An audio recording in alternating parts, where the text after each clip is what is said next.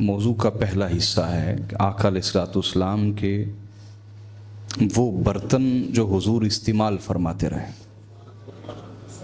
ان پہ آج بات کرتے ہیں۔ یہ چیز سمجھیے کہ کائنات میں کوئی ایسی ہستی نہیں جس کی زندگی کا ہر پہلو محفوظ کر لیا گیا ہو، اور وہ بھی اس دور میں جس دور میں نہ ویڈیو کی کوئی سہولت میسر ہے، نہ کوئی ریکارڈنگ کی صورتحال ہے، نہ کوئی پرنٹنگ پریس ہے اس دور میں۔ ایسے دور میں اس ہستی کی زندگی کی ہر جہت کو، ہر سمت کو، ہر گوشے کو، ہر زاویے کو محفوظ کر لیا جانا، یہ براہ راست خود حضرت محمد مصطفیٰ کا معجزہ ہے۔ یہ خود ہمارے آقا کا معجزہ ہے کہ ایسے دور میں آپ کی زندگی کا ہر پہلو محفوظ کر لیا گیا، جس دور میں جدید سہولیات میں سے کوئی بھی سہولت میسر نہیں تھی۔ یہ آپ کا معجزہ ہے، ورنہ آج کے جدید ترین دور میں بھی کسی بڑی سے بڑی شخصیت کی زندگی کا بھی ہر پہلو محفوظ کرنا ممکن نہیں، کجا یہ کہ اس دور کے اندر۔ تو یہ معجزہ ہے رسول اللہ کا۔ تو آقا علیہ الصلوۃ والسلام نے جو برتن استعمال فرمائے، ان کو باقاعدہ اہل بیت رسول، اصحاب رسول نام دے دیتے تھے۔ کیا دیتے تھے؟ نام دے دیتے تھے، تاکہ اسے یاد رکھنا آسان ہو، اس کی شناخت آسان ہو، آئیڈینٹی آسان ہو۔ تو آقا علیہ الصلوۃ والسلام کا جو پہلا پیالہ تھا اس کو ریان کہا جاتا تھا۔ یہ حضور کا پیالہ تھا جس میں آپ پانی پیتے تھے۔ دوسرا پیالہ جس کو آپ نے زندگی بھر استعمال فرمایا، مغیث اس کا نام تھا۔ کیا؟ اور اسی طرح تیسرا حضور کا پیالہ تھا، وہ اندر سے لکڑی کا بنا ہوا تھا، اندر سے اس کا جو حصہ تھا وہ کیا تھا؟ لکڑی کا، اور باہر چاندی کی پتریاں لگی ہوئی تھیں۔ یہ حضور کا پیالہ تھا۔ اسی طرح آقا علیہ الصلوۃ والسلام کی بارگاہ میں شاہ مقوقس نے ایک شیشے کا پیالہ بھی بھیجا تھا، تو آقا علیہ الصلوۃ والسلام اس میں بھی دودھ وغیرہ نوش فرماتے تھے، شیشہ کا برتن۔ تو اس سے پتہ چلا کہ شیشے کا برتن استعمال کرنا بھی حضور کی سنت ہے، لکڑی کا برتن استعمال کرنا بھی سنت ہے۔ اسی طرح آقا علیہ الصلوۃ والسلام کے پاس ایک پیالہ تھا جس کا نام تھا عیدان۔ کیا؟ اس میں بھی پانی پیتے تھے آپ۔ ایک پتھر کا پیالہ تھا رسول اللہ کے پاس، اس کا نام تھا مخضب، عربی میں، اردو میں مخزب کہہ لیں، مخزب، وہ پتھر کا تھا۔ جو ڈنر سیٹ وغیرہ ہم استعمال کرتے ہیں پتھر کے، تو یہ بھی سنت ہے۔ یہ بھی کیا ہے؟ یعنی آقا علیہ الصلوۃ والسلام نے مختلف طرح کی، مختلف جنسوں کی چیزیں اس لیے استعمال فرمائیں تاکہ میرا امتی جس سطح کا بھی لائف سٹینڈرڈ رکھتا ہے، معیار زندگی رکھتا ہے، وہ اس کو اپنے نبی کی محبت میں، حضور کی چاہت میں، آپ کے رنگ میں رنگ کے گزارتا جائے۔ جس طرح کا بھی اللہ نے معیار زندگی دیا ہوا ہے، اس کو حضور کی یاد میں رنگ کے گزارے۔ کسی کے پاس اچھا ڈنر سیٹ ہے، حضور کی یاد میں استعمال کرے اس برتن کو۔ اسی طرح کسی کے پاس لکڑی کا ہے یا کسی کے پاس مٹی کا ہے، حضور کی سنت سمجھ کے اس کو استعمال کریں۔ اسی طرح میرے آقا صلی اللہ علیہ وسلم کے پاس ناپنے کے لیے ایک برتن تھا، اس کو صاع کہتے تھے۔ پرانے دور میں آپ نے ٹوپے دیکھے ہوں گے، اور بھی کیا ہوتا تھا جس میں ماپتے تھے نا، 2-2 2.5 کلو کے وہ ہوتے تھے برتن، اس میں گندم بھی ماپتے تھے، اور ہیں اسی طرح کے عربوں میں بھی چلتے تھے صاع، اور ایک ہوتا تھا مد۔ کیا نام تھا اس کا؟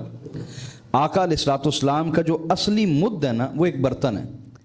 ترکی کے ماہر ترین انجینئرز نے جو حضور علیہ الصلوۃ والسلام کا مد تھا، ہو بہو اسی سٹائل پہ، اسی اوپر سے اس کی اتنی پیمائش ہے، یعنی گولائی، نیچے سے وہ چوڑا ہے، اتنی گولائی نیچے رکھی ہے، اور جس سٹائل کا وہ بنا ہوا تھا مد نبوی، اسی سٹائل کے اوپر ٹرکش جو انجینئرز ہیں انہوں نے مد تیار کیے ہیں، برتن جو ہمارے ادارے سے مل بھی جاتے ہیں.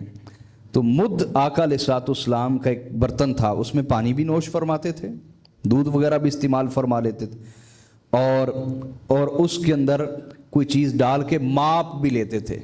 کیونکہ دو طریقے نا، ایک ہے تولنے کا طریقہ اور ایک ہے ماپنے کا طریقہ. یہ بات آپ کو سمجھ آئی کہ نہیں آئی؟ بھئی تبادلہ جب آپ کرتے ہیں تو دو طریقے ہوتے ہیں نا، ایک ہے تولنا اور ایک ہے ماپنا، یہ دو طریقے. تو آقا علیہ الصلوۃ والسلام نے ماپ کے لیے ایک سا رکھا ہوا تھا اور ایک مد. کیا تھا بولیے؟ مد. اسی طرح حضرت عبداللہ ابن عباس فرماتے ہیں کہ آقا علیہ الصلوۃ والسلام کی ایک کینچی تھی. اب کینچی کو عربی میں مقراض کہتے ہیں، لیکن حضور اس کا نام کیا رکھا ہوا تھا رسول اللہ نے؟ یسمی الجامع. آقا علیہ الصلوۃ والسلام اس کو جامع کہہ کے بلاتے تھے. یہ بڑی خاص بات ہے، اس پہ غور کریں پھر سمجھ آئے گی. بھی کینچی تو کاٹتی ہے، کینچی تو، لیکن حضور کو اس کی یہ صفت پسند نہیں تھی، اس لیے اس کا نام رکھ دیا جامع، ملانے والی. کیا؟ ملانے والی. اس سے آقا علیہ الصلوۃ والسلام کی طبیعت کا آپ اندازہ کر سکتے ہیں کہ طبیعت میں شدت نہ تھی، کاٹنا جدا کرنے والا مزاج مبارک کسی حوالے سے بھی پسند نہیں فرماتے تھے. اور اسی طرح امام ابن سیرین نے بیان کیا کہ آقا علیہ الصلوۃ والسلام کے پاس ایک پیالہ تھا جو پکی مٹی کا بنا ہوا تھا. کس کا بنا ہوا تھا؟ یہ جو چینی کے برتن ہوتے ہیں ہمارے ہاں، تو یہ پکی مٹی سے بنی ہوئی جو چیزیں، وہ برتن بھی استعمال کرنا سنت ہے، رسول اللہ کی کیا ہے؟ سنت ہے. اسی طرح آقا علیہ الصلوۃ والسلام کا ایک پیالہ تھا، اس کا نام تھا کمر. کیا؟ کمر. یہ وہ پیالے ہیں جو حضور نے استعمال فرمائے، لکڑی کا پیالہ، شیشے کا، مٹی کا، پتھر کا. مد لوہے کا تھا. تو یہ میں نے آپ کو بتایا ہے، یہ کیوں کیا؟ تاکہ ہر طرح کا معیار زندگی حضور کی سنت بن جائے. رسول اللہ کی بولیے، جب تک وہ حرام کے قریب نہ ہو. ہاں اگر حرام کے قریب ہے تو پیغمبر اس سے کوسوں دور ہوتا ہے. باقی آقا علیہ الصلوۃ والسلام نے ہر سطح کی چیز کو استعمال فرمایا تاکہ میری امت کے لیے سنت بن جائے. کیا بن جائے بولیے؟ یہ بات سمجھ آئیے آپ کو؟ اسی طرح لباس ہیں، تو حضور علیہ الصلوۃ والسلام نے کوئی ایک لباس مخصوص نہیں فرمایا، اپنے لیے کوئی ایک لباس مخصوص. یہ بہت بڑی خرابی ہے، لوگوں کا ذہن بن گیا ہے. مجھے بھی کئی مشورہ دیتے ہیں کہ اپنے مریدوں کے لیے کوئی خاص ٹوپی آپ سلیکٹ کر لیں، منتخب کر لیں، کوئی خاص امامہ شریف سلیکٹ کر لیں، کوئی خاص کپڑے. یہ فرقہ پرستی کی بہت بڑی بنیاد ہے.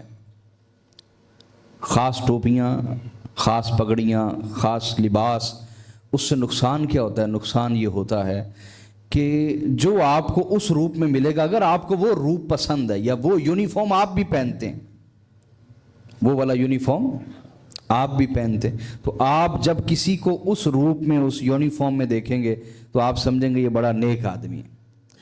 اور جب اس کے خلاف کسی حال میں، کسی لباس میں دیکھیں گے تو آپ اس کو نیک ماننے کو تیار نہیں ہوں گے نا. یہ میری بات سمجھ گئے؟ لہٰذا اسلام نے کوئی نیکی کا یونیفارم منتخب نہیں کیا ہوا، کسی لباس کو نیکی کا لباس قرار نہیں دیا ہوا. ہاں اگر قرآن نے کہا ہے وَلِبَاسُ التَّقْوَىٰ، اگر اختیار کر سکتے ہو تو تقویٰ کا لباس اختیار کرو. مراد یہ کہ تمہارے اوپر کپڑے جس طرح کے مرضی ہوں، بدن کے اوپر، دل میں حیا ہو اللہ کی، اس کے رسول کی. تمہارے دل میں حیا ہو، تمہاری نظر میں حیا ہو، تمہارے دل میں خدا کا احساس ہو، خدا کے ہونے کا احساس، اس کے دیکھنے کا احساس ہو، پھر تم کسی بھی لباس کے اندر ہو تو تم نے تقویٰ کا لباس پہنا ہوا ہے. یہ بات سمجھ آئی آپ کو کہ نہیں؟ یعنی ضروری نہیں میں نے اس وقت جبہ پہنا ہوا ہے تو جس نے جبہ پہن لیا وہ نیک ہو گیا، جس نے ٹراؤزر شرٹ پہن لی وہ برا ہو گیا. یہ کوئی معیار نہیں ہے، یہ کوئی معیار بولیے آقا علیہ الصلوۃ والسلام کی طرف سے کوئی بھی لباس مخصوص نہیں کیا گیا، کوئی لباس بھی مخصوص. یہ فرقہ پرستی کا ایک طریقہ ہے، یونیفارم بنا دیا جائے نیکی کا ایک، ایک ٹوپی سلیکٹ کر دی جائے، ایک امامہ سلیکٹ کر دیا جائے، اس سے لوگوں کے اندر ایک فرقہ پرستی والا ذہن پیدا ہونا شروع ہو جاتا ہے. اور ہوتا ہے کہ نہیں ہوتا؟ یقین سے بتائیے، یقیناً ہوتا ہے. اس لیے ہم اس کے خلاف ہیں. ہم کہتے ہیں خبردار، جو رسول اللہ کا غلام ہے اس سے محبت کریں، چاہے وہ کسی پیر کا مرید ہو، چاہے وہ کسی تنظیم سے تعلق رکھتا ہو، چاہے وہ کسی بھی تنظیم سے تعلق نہ رکھتا ہو. جو مسلمان ہے حضور کی نسبت سے اسے محبت کریں. یہ بات اب سمجھے کہ نہیں سمجھے؟ کجا یہ کہ آپ نے ایک یونیفارم سلیکٹ کر لیا، اب وہ یونیفارم کوئی شیطان آدمی پہن لے تو کیا وہ نیک ہو گیا؟ وہ اندر سے بہت بڑا دھوکے باز ہو، بے ایمان ہو، خیانت کار ہو، تو کیا وہ نیک ہو گیا صرف لباس پہننے سے؟ نہیں، ایسا ہرگز. اب قرآن پاک کی سینکڑوں آیات میرے ذہن میں آ رہی، لیکن میں موضوع سے نہیں ہٹنا چاہ رہا، موضوع پہ رہنا چاہ رہا ہوں کہ آقا علیہ الصلوۃ والسلام نے کوئی بھی لباس مخصوص نہیں فرمایا. البتہ جس لباس میں 3 خوبیاں ہوں تو وہ اسلامی لباس ہے. وہ کیا ہے؟ پہلا یہ کہ وہ اتنا ہو کہ ستر ڈھانپ لے. ستر کو، مرد کا ستر کیا، ناف سے لے کر یہ گھٹنے تک، گھٹنا، گوڈا جس کو آپ کہتے ہیں، گھٹنا یہاں تک اتنا حصہ کوئی بدن کا ڈھانک لے. یہ پہلی شرط پوری ہو گئی اسلامی لباس والی. دوسری یہ کہ اتنا باریک نہ ہو کہ بدن اس سے نظر آئے. جیسے حدیث میں آقا علیہ الصلوۃ والسلام نے لعنت بھیجی ان عورتوں پر کہ جو کپڑے پہن کے بھی ننگی ہوتی ہیں، لباس پہن کے بھی بے لباس ہیں کہ ان کا بدن نظر آتا. تیسری شرط یہ ہے کہ لباس اتنا تنگ نہ ہو کہ پورا بدن نمایاں ہو رہا ہو. اتنا تنگ نہ ہو کہ پورا بدن نمایاں ہو رہا ہو. تو یہ 3 شرطیں کسی بھی لباس میں پائی جائیں، چاہے پھر وہ پینٹ شرٹ ہے، پھر وہ جبہ ہے، پھر وہ شلوار قمیض ہے، وہ اسلامی لباس ہے. وہ کیا ہے بولیے؟ یہ 3 شرطیں. کتنی؟ یہ نبی علیہ الصلوۃ والسلام کے احکام ہیں. جی، تو میں یہ عرض کر رہا تھا کہ حضور علیہ الصلوۃ والسلام نے کوئی بھی لباس مخصوص نہیں فرمایا. کوئی بھی لباس مخصوص کیوں؟ تاکہ میری امت میں فرقہ پرستی نہ ہو کہ اسلام ایک چھوٹی سی بستی کا دین تھوڑا ہے، یہ تو آفاقی دین ہے. اس نے شرق سے غرب تک پھیلنا ہے، آفاقی دین ہے. اس لیے ایک لباس مخصوص کر کے امت کو ٹکڑے ٹکڑے نہیں کیا، دین میں تنگی پیدا. بھئی دیکھیے، جو بندہ انگلینڈ میں رہتا ہے، لندن میں رہتا ہے، چائنا کے ٹھنڈے علاقوں میں رہتا ہے، آپ اسے کہ وہ تہمت باندھے وہاں پر، آپ اس سے یہ توقع کریں گے؟ وہ کہے گا یار اسلام تو بڑا ہی تنگ نظر دین ہے. یہ بات سمجھے کہ نہیں؟ اتنے سرد ٹھنڈے علاقوں میں تہمت باندھ سکتے ہیں؟ بولیے نا. تو اس لیے آقا علیہ الصلوۃ والسلام نے کوئی لباس مخصوص نہیں فرمایا. ابھی میں حدیث آپ کے سامنے پڑھتا ہوں، آپ کو اندازہ ہوگا. یہ حدیث ہے، امام ترمذی نے اس کو بیان کیا الجامع میں. حضرت ابو سعید خدری فرماتے ہیں کہ حضور علیہ الصلوۃ والسلام جب بھی کوئی لباس زیب تن فرماتے یا امامہ شریف باندھتے تو اس کے بعد اللہ کا شکر ادا کرتے، اللہ تعالیٰ کا بولیے، اور کہتے اے اللہ تیرا شکر ہے، انت کسوتنی، تو نے یہ لباس مجھے پہنایا، میں تیرا شکر ادا کرتا ہوں. اسألک خیرہ و خیر ما صنع لہ، اے اللہ میں اس لباس کے خیر کا تجھ سے سوال کرتا ہوں کہ اس لباس کے ذریعے مجھے خیر پہنچے، اور اس خیر کا تجھ سے سوال کرتا ہوں جس مقصد کے لیے اس لباس کو بنایا گیا، بدن ڈھانکنے کے لیے، تقویٰ کے لیے، طہارت کے لیے، پاکیزگی کے لیے. اے اللہ اس لباس کی خیر کا سوال کرتا ہوں، اور جس مقصد کے لیے لباس کو بنایا گیا اس مقصد کی خیر کا تجھ سے سوال کرتا ہوں. اور پھر فرماتے وَأَعُوذُ بِكَ مِن شَرِّهِ، اس لباس کے شر سے تیری پناہ مانگتا ہوں. مراد یہ کہ اس لباس کو پہن کے مجھ سے کوئی گناہ نہ ہو، کسی پہ ظلم نہ ہو، کسی پہ زیادتی نہ ہو، تیری نافرمانی نہ کر بیٹھوں یہی لباس پہن کے. یہاں سے صوفیاء اولیاء اللہ اور عفا فرماتے ہیں کہ جب بھی کوئی لباس اتارنے لگیں تو پہلے اللہ سے معافی مانگ لیں، استغفار کر لیں، کیونکہ یہ لباس پہن کے لا محالہ طور پر کچھ نہ کچھ گناہ غلطیاں تو ہوں گی نا. لباس اتارنے سے پہلے استغفار کر لیں، اللہ سے معافی مانگ لیں، تاکہ یہ لباس اللہ کے ہاں کہیں آپ کے خلاف گواہی نہ دے. کیونکہ یہ تو گواہ ہے.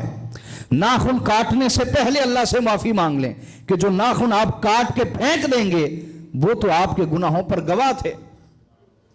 جب ناخن کاٹنے بیٹھیں تو پہلے استغفار پڑھے 3 دفعہ. استغفر اللہ استغفر اللہ استغفر اللہ. اے اللہ میں معافی مانگتا ہوں, اپنے گناہوں پہ معافی مانگتا ہوں. اے اللہ میں معافی مانگتا ہوں. اسی طرح اگر آپ گھر سے نکلنے لگیں تو کم از کم 3 دفعہ اللہ سے معافی مانگیں کہ اس گھر میں رہتے ہوئے جو گناہ آپ سے ہوئے ہیں, نہ جانے آپ نے لوٹ کے آنا ہے یا نہیں آنا, کہیں وہ گھر آپ کے خلاف گواہی نہ دے. اسی طرح جس آفس میں بیٹھیں وہاں آفس سے نکلنے سے پہلے استغفار کر لیں. گاڑی میں سفر کر رہے ہیں, کچھ نہ کچھ انسان غلط بول جاتا ہے, غلط دیکھ بیٹھتا ہے, تو نکلنے سے پہلے استغفار کر لیں. کم از کم 3 مرتبہ استغفر اللہ. کسی بھی ایک حال سے دوسرے حال کی طرف منتقل ہونے سے پہلے اللہ سے کم از کم 3 دفعہ معافی مانگ لینا, یہ ہر مومن کی عادت ہونی چاہیے تاکہ ہمارے خلاف گواہ اکٹھے نہ ہو. جب یہ لباس پہن کے اگر کوئی گناہ ہو گیا اور میں نے معافی مانگ لی اللہ تعالیٰ سے, اب اللہ تعالیٰ اس لباس کی بھی جو ایک یاداشت ہے, کیونکہ یہ گواہی دے گا نا قیامت والے دن, اس کی یاداشت سے اس کو ڈیلیٹ کر دے گا, مٹا دے گا, محو فرما دے گا. جس جگہ بھی گناہ کیا اگر وہاں استغفار کر لیا, معافی مانگ لی اللہ تعالیٰ سے, اللہ تعالیٰ اس چیز کی یاداشت سے بھی آپ کا گناہ مٹا دے گا. نتیجتاً آپ کے خلاف کوئی گواہ نہیں ہوگا. پروردگار مہربان ہے, معاف کرنے والا ہے, لیکن جس انسان سے اتنا بھی نہ ہو سکے کہ معافی مانگ لے تو وہ تو سزا کا حقدار ہے. ایسا غافل ہے کہ معافی مانگنا بھی اس کے لیے مشکل ہے. تو یہ میرے آقا کا طریقہ تھا کہ جب بھی لباس پہنتے تو اللہ کا شکر ادا کرتے اور ساتھ ساتھ اللہ سے پناہ مانگتے کہ یا اللہ میں تجھ سے پناہ مانگتا ہوں اس لباس کے شر سے, یہ لباس میرے لیے شر نہ لائے. بھئی ظاہری سی بات ہے, کوئی مصیبت تکلیف نازل ہوگی تو اس وقت کوئی لباس تو پہنا ہوگا کہ نہیں, بولیے نا. تو آقا علیہ الصلوۃ والسلام لباس پہن کے دعا کرتے یا اللہ میں اس لباس کے شر سے تیری پناہ مانگتا ہوں, اور جس شر کی خاطر یہ بنایا گیا ہے اس شر سے بھی تیری پناہ مانگتا ہوں. یہ لباس پہننے کا انداز تھا میرے آقا کا. پھر حضور علیہ الصلوۃ والسلام قمیض بھی پہنتے تھے, کیا بولیے نا. اور یہ انبیاء کی سنت ہے, انبیاء کی بولیے. سورہ یوسف میں بھی ہے نا, یوسف علیہ السلام نے کہا اذهبوا بقمیصی ھذا فالقوه علی وجه ابی یأتی بصیرا, میری یہ قمیض لے جاؤ اور جا کے ابا جان حضرت یعقوب کی آنکھوں پہ لگاؤ. کسی دعا, کسی دم, کسی اور چیز کی علاج کی حاجت نہیں, صرف یہ قمیض لگاؤ, اس قمیض کی برکت سے ابا جان کی آنکھیں لوٹ آئیں گی. یہ انبیاء کی قمیض. تو قمیض پہننا سنت ہے, قمیض پہننا بولیے. اور اس حدیث کو امام ترمذی نے, نسائی نے بیان کیا. حضور علیہ الصلوۃ والسلام قمیض کو پسند فرماتے. حضرت ام سلمہ نے کہا اسی طرح قمیض میں بھی زیادہ پسند یہ کرتے کہ سفید ہو, کیا, لیکن ایسا نہیں کہ کوئی اور کلر یوز نہیں کیا. ابھی میں اور روایتیں لاتا ہوں. اسی طرح آقا علیہ الصلوۃ والسلام نے لمبی قمیض بھی پہنی ہے, کیا, لمبی قمیض میں. اور حدیث کو ابن جوزی, بیہقی, ابن حجر اسقلانی سمیت کئی محدثین نے بیان کیا کہ آقا علیہ الصلوۃ والسلام کی ایک سوتی قمیض تھی, تو قصیر الطول, اور وہ چھوٹی تھی قمیض. چھوٹی سے میری مراد ادھر دیکھیے, ہمارے یہاں عرف عام میں جو قمیض چلتی ہے وہ گھٹنوں سے ذرا نیچے ہوتی ہے یہاں تک. جو قمیضیں اب یہاں آ گئی وہ قمیض نہیں ہے, اس کو کوئی اور نام دینا چاہیے. قمیض جو عرف عام میں ہمارے یہاں ہے وہ گھٹنے تک یا گھٹنے سے نیچے ہوتی ہے, ایسا ہی ہے جی. تو آقا علیہ الصلوۃ والسلام کی قمیض مبارک کبھی لمبی ہوتی اور کتنی ہوتی, ادھر دیکھیں, یہ گھٹنے اور یہ جو ٹخنا ہے اس کے درمیان آتی. کبھی اتنی لمبی ہوتی اور کبھی گھٹنے تک ہوتی. کبھی بولیے. تو دونوں طرح کی قمیض حضور نے استعمال فرمائی جو ہمارے یہاں پاکستان ہندوستان میں چلتی ہے, یہ بھی. اور اسی طرح ایسی قمیض بھی استعمال فرمائی کہ اس کی آستینیں بازو لمبے تھے, یہاں تک, یہ جہاں سے انگلیاں شروع ہوتی ہیں نا یہاں تک لمبا بازو, وہ بھی استعمال فرمایا آپ نے. اور وہ بھی قمیض استعمال فرمائی کہ جو صرف کلائی تک تھی, جیسے ابھی میں نے یہ پہنا ہوا ہے تو یہ صرف کلائی تک ہے, یعنی ہاتھ شروع ہونے سے پہلے ختم ہو گئی نا. یہ بات سمجھے کہ نہیں؟ تو اس طرح کی قمیض بھی رسول اللہ نے بولی گئے استعمال فرمائی. اور آپ کے وہ معمول میں تھی. اور اس کے علاوہ حضرت عبداللہ ابن عمر کہتے ہیں آقا علیہ الصلوۃ والسلام بغیر بٹنوں کے بھی قمیض استعمال فرماتے تھے. کہیں کرتے وغیرہ آپ یوز کرتے ہیں نا، استعمال کرتے ہیں اور پہنتے ہیں کرتے، تو بغیر بٹنوں کے بھی حضور نے قمیض استعمال فرمائی. اور بٹنوں والے بھی لباس آقا علیہ الصلوۃ والسلام کے زیر استعمال تھے. یہ میں آپ کو مختلف روایتیں سنا رہا ہوں حدیث کی، تاکہ آپ کو پتہ چلے کہ حضور فرقہ پرستی کی جڑ کاٹنا چاہتے تھے امت سے. یہ نہیں کہ نیکی کا کوئی ایک لباس ہے، یہ پہن لیا تو کوئی نیک بن گیا. نیکی اچھی اخلاق کا نام ہے، اچھی عادتوں کا نام ہے، اچھے رویوں کا نام ہے، تقویٰ کا نام ہے، پرہیزگاری کا نام ہے، حلال اور حرام میں فرق کرنے کا نام ہے، خدا خوفی کا نام ہے، معاف کر دینے کا نام ہے، سخاوت کا نام ہے، عطا کرنے کا نام ہے. نیکی محض ایک لباس پہن لینے کا نام ہرگز بولیے نہیں ہے. تو حضرت عبداللہ ابن عمر کہتے ہیں آقا علیہ الصلوۃ والسلام بغیر بٹنوں کے قمیض استعمال فرماتے ہیں. اسی طرح حضرت اسماء، ان کی جو روایت ہے جامع ترمذی میں، انہوں نے کہا کہ آقا علیہ الصلوۃ والسلام جو قمیض استعمال فرماتے وہ کلائی تک اس کی آستینیں ہوتی، جیسے میں نے آپ کو بتا دیا. پھر حضور علیہ الصلوۃ والسلام نے قمیض کے ساتھ ساتھ جبہ بھی استعمال فرمایا. جبہ بھی حضور کے معمول میں تھا، جبہ پہننا. اور جبہ مختلف طرح کا پہنا آقا علیہ الصلوۃ والسلام نے. ایسے جبے بھی پہنے جن کو بٹن لگے ہوئے تھے، جن کو بولیے، اور بٹن بھی ریشم کے لگے ہوئے. کس کے؟ ایسے جبے بھی حضور نے استعمال فرمائے کہ جو ان کی سائیڈیں تھیں اس پہ جو گوٹ تھی وہ ریشم کی تھی. کس کی تھی بولیں؟ یہ مسئلہ سمجھیں. کچھ لوگ کہتے ہیں یہ جو بوسکی ہے نا یہ پہننا جائز نہیں ہے. جی کیوں؟ ہے جی اس میں ریشم کا استعمال ہوتا ہے. خدا کے بندو، ریشم اتنا سستا ہے، ریشم اتنا سستا ہے کہ وہ بوسکی میں مل جائے گا آپ کو. بات سمجھ آئی کہ نہیں آئی؟ ہرگز یہ بات بالکل غلط ہے. وہ آرٹیفیشل چیز اس میں ڈال دیتے ہیں اور آپ کو لگتا ہے یہ ریشم ہے. پہلا مسئلہ تو یہ سمجھیں. اگر کوئی واقعی ریشم کا لباس مرد ہے اور وہ چاہتا ہے کہ ایسا کپڑا میں بنواؤں، اللہ نے مال دیا ہے، دولت دی ہے، ایسا بنواؤں جس میں ریشم بھی استعمال ہو، تو سنت یہ ہے کہ ریشم کو 40 سے 45% تک رکھ سکتا ہے. اگر 40 سے 45% ریشم ہو اور 50 سے 55% دوسرا دھاگا استعمال کیا جائے تو ایسا لباس پہننا بھی سنت ہے. آقا علیہ الصلوۃ والسلام کا جبہ مبارک تھا جس میں باقاعدہ ریشم کی دھاریں تھیں. ریشم کی کیا تھی بولیے؟ دھاریں. یہ چیک والا سوٹ نہیں پہنتے آپ، یہ بھی سنت ہے. یہ بھی کیا ہے؟ نبی علیہ الصلوۃ والسلام کے اکثر جبے چیک والے ہوتے تھے، ان میں دھاریں ہوتی تھی، ڈیفرنٹ کلرز کی، مختلف رنگوں کی دھاریں ہوتی تھی. تو یہ بھی سنت ہے، یہ بھی بولیے. تو جبہ کئی طرح کا پہنا میرے آقا نے. اور اسی طرح مغیرہ بن شعب وہ بیان کرتے ہیں، اور اس روایت کو ابن جوزی نے بیان کیا کہ آقا علیہ الصلوۃ والسلام نے ایک شامی جبہ پہنا. کیا؟ کھلا بھی پہنتے تھے، اور جو بالکل جسم کے ساتھ یہ فٹ ہوتا ہے، فٹ ٹائٹ تو نہیں کہہ سکتے، فٹ جو فٹ آتا ہے باڈی کے ساتھ، وہ جبہ بھی آقا علیہ الصلوۃ والسلام استعمال فرماتے تھے. یہ جو آپ فٹ لباس پہنتے ہیں نا، فٹ جو باڈی کے ساتھ آتا ہے، یہ پہننا بھی کیا ہے بولیے؟ بولو تو صحیح. نہیں ہے سنتا تو ہی گھبرا گئے ہو یار،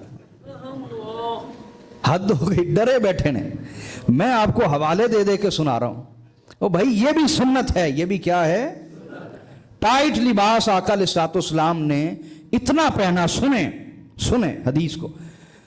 تو وہ بیان کرتے ابن جوزی، اور یہ صحیح مسلم میں بھی آئی ہے. حدیث کہاں آئی ہے؟ اور امام نسائی نے اس کو بیان کیا ہے. صحیح مسلم میں حدیث نمبر 274، اور امام نسائی کے سنن میں حدیث نمبر 82 ہے. وہ اتنا ٹائٹ جبہ تھا، شامی جو جبہ حضور کا تھا. آقا علیہ الصلوۃ والسلام جب وضو کرنے بیٹھے، بازو اوپر کیا تو وہ اوپر ہی نہ ہو، بازو اوپر نہ ہو. تو آقا علیہ الصلوۃ والسلام کو مجبوراً وہ بازو اندر سے نکال کے ادھر سے نکالنا پڑا وضو کرنے کے لیے. وہ اتنا باڈی کے ساتھ ٹائٹ تھا. تو یہ جبہ بھی حضور نے پہنا ہے.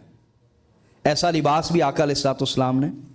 اور بالکل باڈی کے ساتھ جو فٹ لباس ہے، جیسے مخصوص لباس ہوتے ہیں کچھ وقت مثلا کھیلنے کے لیے ہے، اور ایکسرسائز کے لیے آپ مخصوص لباس استعمال کرتے ہیں، تو یہ بھی سنت آقا علیہ الصلوۃ والسلام نے ایسے لباس بھی استعمال فرمائے کہ جب وضو کرنا چاہتے تو وہ اوپر ہی نہ ہوتے، اور ایسے لباس بھی تھے کہ آقا علیہ الصلوۃ والسلام گھر جاتے اور اتار کے وضو کرتے، کیا اس کو اتار کے وضو کرتے اور پھر دوبارہ پہن کے آتے. اور ایسا کیوں کرتے؟ تاکہ میری امت میں تنگی نہ رہے، ان میں تنگ نظری سوچ میں ان کی سوچ وسیع ہو جائے. سوچ بولیے کہ بھائی جہاں گرم علاقے ہیں وہاں کا لباس اور ہے، جہاں ٹھنڈے علاقے ہیں وہاں کا لباس اور ہے. تو یہ دین آفاقی دین ہے، پوری دنیا کے لیے آیا. حضرت امام ترمذی نے، ابن حبان نے بھی اس کو بیان کیا کہ آقا علیہ الصلوۃ والسلام کے پاس شامی جبے کے علاوہ ایک رومی جبہ بھی تھا، وہ بھی شامی ہے. اس کی آستینیں بہت تنگ تھیں.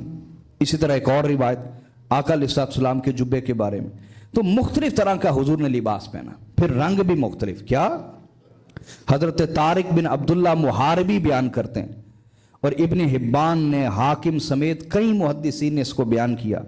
آقا علیہ الصلوۃ والسلام کے پاس ایک جبہ تھا اور اس کا رنگ تھا سرخ. کیا؟